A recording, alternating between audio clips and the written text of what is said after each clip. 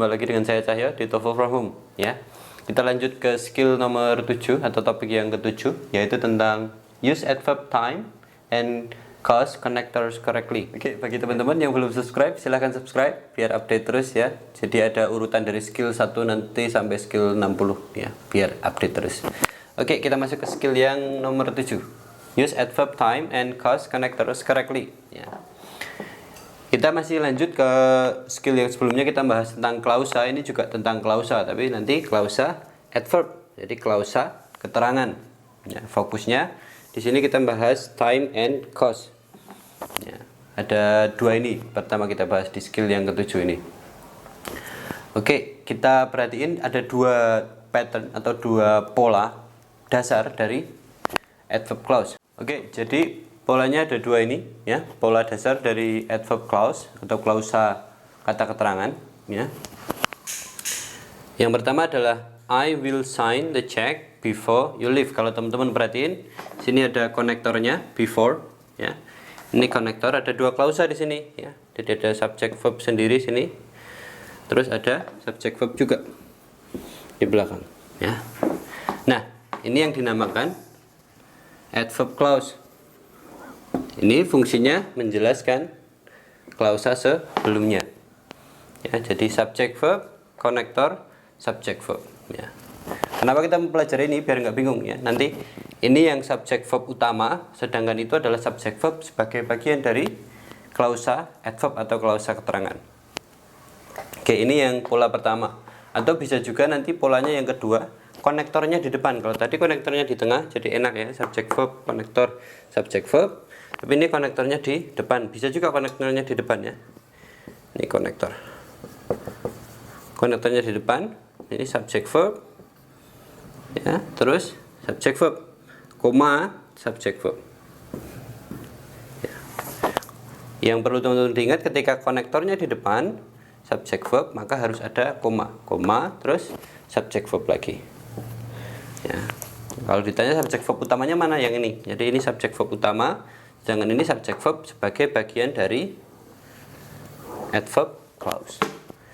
Itu ya pengertian dasar dari adverb clause, especially time ya. Jadi menunjukkan waktu ya.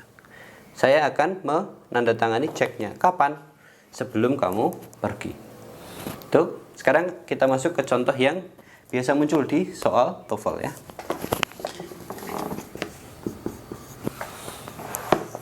Oke. Ya, diingat tadi bentuknya adalah subject verb, konektor, subject verb atau konektor, subject verb, koma, subject verb. Nah, ketika kita melihat kalimat yang tidak sempurna seperti ini, pilihan gandanya harus melengkapi kalimat tersebut. Ya, kita lihat di sini sudah ada verbnya was late, oke. Terus di sini ada subject, ada verb. Nah, tadi polanya yang pertama atau kedua. Kalau dilihat sekilas, maka pola yang mungkin adalah pola yang kedua ya, karena di sini ada koma dan konektor tidak di tengah. Maka yang kita butuhkan di sini adalah konektor dan subjek ya. Konektor, subjek, verb, koma, subjek, verb. Mana yang merupakan konektor dan subjek? Yang A jelas bukan. Ya, yang B cuman konektor tok. Ya, the train juga cuma subjek tok. Maka pilihan yang benar adalah yang D. Ini since merupakan konektor, he merupakan subjek. Oke, ini contoh-contohnya ya, konektorsnya atau kata hubungnya. Kalau yang time ada after, soon, after, as long as, once, since, until ya, dan beberapa contoh lain. Teman-teman bisa nanti cari sendiri di internet. Kata kuncinya adalah adverb time and cause connectors gitu ya. Kalau yang cause nanti ada as, because, inasmuch as, now that, and since ya. Kalau yang cause berarti artinya karena ya. Jadi as itu juga bisa berarti karena, inasmuch as juga, since juga. Kalau now that itu karena sekarang ya. Jadi artinya karena, tapi hanya bisa digunakan untuk present tense. Tak tambahin satu contoh lagi biar mantap ya.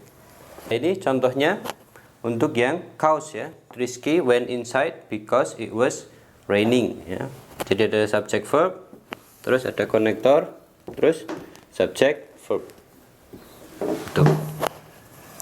Ya, Bisa because bisa diganti as ini, atau bisa since ya, karena ini merupakan cause atau sebab, menunjukkan sebab akibat. Jadi adverb clause-nya merupakan sebab dari kenapa si Rizky masuk ke dalam. Oke, itu tadi tentang adverb time and cause connectors ya.